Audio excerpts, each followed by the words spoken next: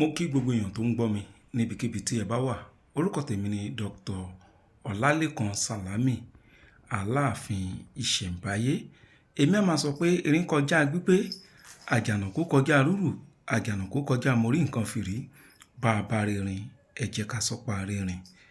Ògúnnágbòǹgbò ni Dr. Ọlálékan Sàlámì tó bá di ọ̀rọ̀ à ń gbé àṣà ìbílẹ̀ Yorùbá lárugẹ. Tèmi máa ń ṣe lórí social media òun náà ni pé máa ń pe àwọn ọmọ Yorùbá ṣàkíyèsí ìpè tẹnitẹni tàkísà ń ta tán. Ẹ má jẹ́ kí àṣà wa, ẹ má yẹ kó òyìnbó, ẹ má yẹ kó gbà mọ́ wa lọ́wọ́. Ẹ jẹ́ ká máa pọ́n àwọn àṣà wa lé. Ẹ má sì jẹ́ kí àwọn nǹkan tí ò sínú àṣà wa, ẹ má jẹ́ kó wọ̀. Èyí ló yẹ ká dá ẹgbẹ́ kan sílẹ̀. Orúkọ ẹgbẹ́ náà ni Association of African Tradition and Culture. Ìwọ náà lè darapọ̀ mọ́ ẹgbẹ́ tí mò ń sọ yìí. Kí ni àǹfààní téèyàn máa rí nínú pé o darapọ̀ mọ́ ẹgbẹ́ náà? Lákọ̀ọ́kọ́, ìwọ tó ṣe pé orí social media òun rá àwọn èèyàn tó ń post oògùn, o sì máa ń mẹ́sẹ̀gì wọn wípé báwo náà ṣe lè bá ẹ ṣe. Jẹ́ kí n sọ fún ẹ, irú ìwọ tí ò ń mẹ́sẹ̀gì wọn yẹn at any time ló lè kó sọ́wọ́ 419.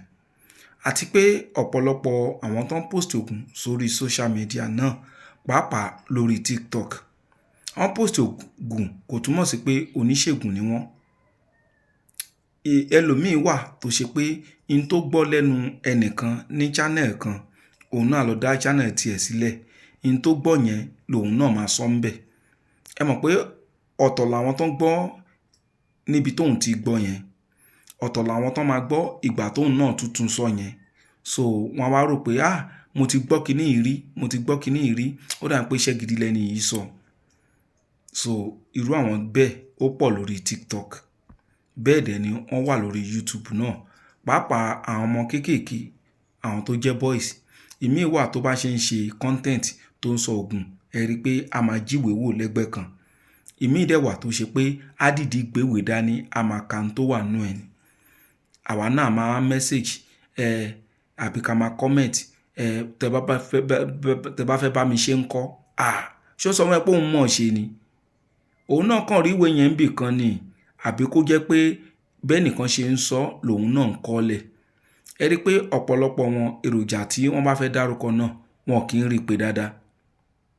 Irú wọn wá pọ̀ káàkiri. Mo rí kan ńjọ́ kan nínú iṣẹ́ tí ó sọ, ó ní pé ẹ máa fi ẹ̀kan yángán lẹ máa fi mú. Ẹ dákun, kí ni Yorùbá ń pè ní ẹ̀kan yángán? Ó kọ sílẹ̀ ni òun náà ò mọ ohun tó ń sọ. Ẹ̀kan yángán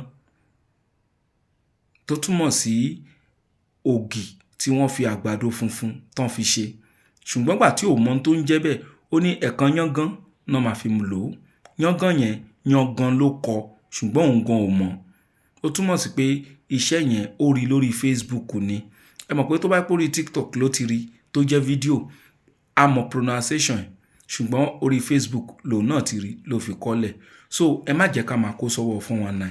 Ẹ jẹ́ káwa náà ká ṣe bí ọ̀jọ̀gbọ́n tí Ọlọ́run fún ní làákàyè. Ẹgbẹ́ tí mò ń sọ yìí, tó bá wà nínú ẹgbẹ́ yẹn, in tó bá nílò wà béèrè ń bẹ̀. Kò wá sẹ́nì kankan nínú wa tí ò ní àwọn kankan àbí kejì tó nílò. Bó ṣe oògùn ìwòsàn lásán, bó ò nílò lénìí, wà nílò lọ́la. Tó bá wà nínú ẹgbẹ́ yẹn kó kàn sọ ni, ẹ jọ̀ọ́ oògùn kan báyìí ni mo need. Lẹ́sẹ̀kẹsẹ̀ wà á ríyàn bíi 10 tó máa dá ẹ lóhùn. Torí àwa tá wà nínú ẹgbẹ́ náà, a lé ní 100. Ìwọ náà wà lè darapọ̀ mọ́ ẹgbẹ́ náà lónìí. Tó bá fẹ́ darapọ̀ mọ́ ẹgbẹ́ náà kì í ṣe ń tó le. Àti registration àti ID card 5,000 naira ni.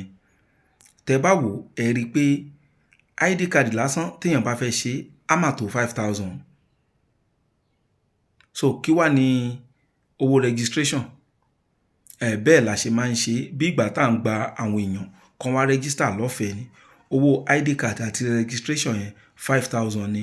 A sì ti ń ṣe bẹ́ẹ̀ láti 2008. Ìwọ náà darapọ̀ mọ́ ẹgbẹ́ náà, wà wá rí pé àṣé nǹkan gidi ló bá pàdé. Ìdánilẹ́kọ̀ọ́ tí mo fẹ́ fún wa lónìí kó tó di pé mo fi iṣẹ́ kán má fi oògùn burúkú bọ̀ wá lọ́wọ́. Tán bá da oògùn sórí ìjókòó, kó má affect wa tá bá jókòó lé, òun ní iṣẹ́ tí mo mú wá. Ṣùgbọ́n mi ò kàn kí ń sọ iṣẹ́, máa ń ṣe ìdánilẹ́kọ̀ọ́ lórí àṣà, bẹ́ẹ̀ sì ni máa ń polówó ẹgbẹ́ AATC, Association of Africa Tradition and Culture. Ẹ mọ̀ pé ẹni tó ń polówó association kò ní ṣìwàwù nítorí pé kò ní fẹ́ bà ẹgbẹ́ jẹ́.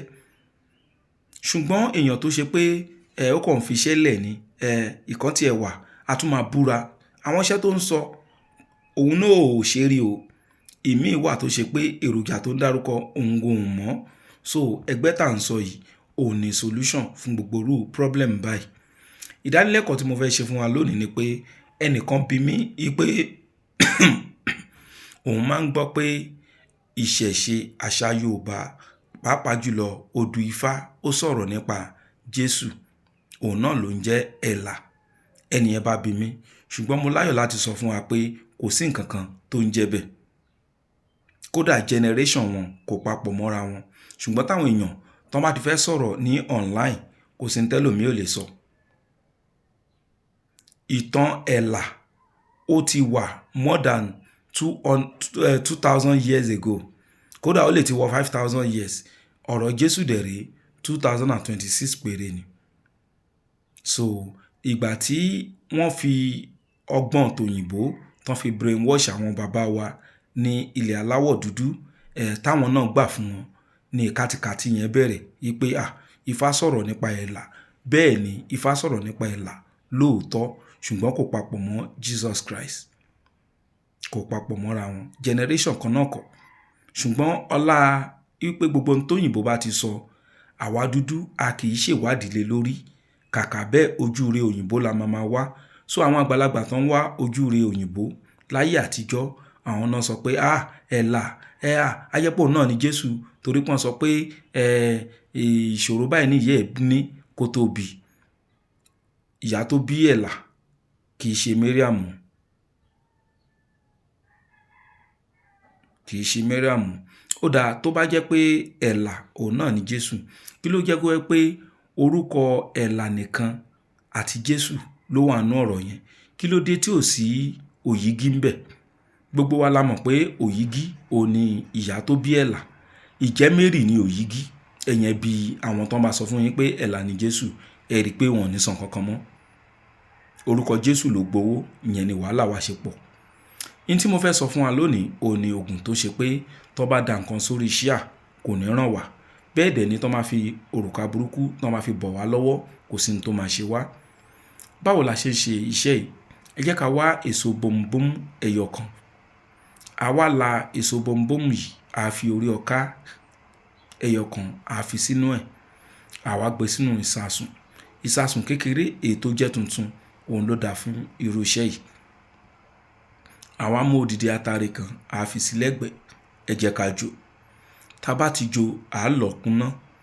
Ẹ̀tù tí a rí lára ẹ̀ a wá fi sí ọrùn ọwọ́ wa méjèèjì round. A tún wá fi sí ìsàlẹ̀ ẹkùn wa round.